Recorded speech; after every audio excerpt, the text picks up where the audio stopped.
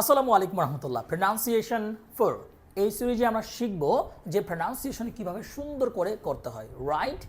সেই ধারাবাহিকতায় আজকে হচ্ছে পর্ব 4।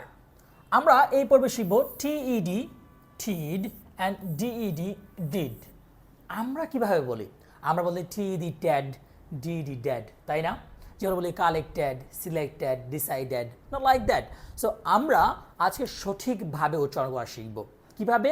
দেখুন, এই ওয়ার্ডের দিকে তাকাই, WANTED, ওয়ান্টেড না, wanted, wanted, visited, visited, invited, invited, I invited you yesterday, dedicated, collected, selected, selected, collected, invited, dedicated, wanted, visited, invited, এই তো TED টিড।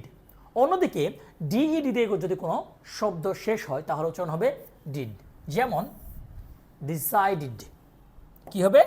Decided, decided, অ্যাডিড, loaded, handed, handed, decided, added না, ডিড, ডিইডি ডিড, টিইডি টিড।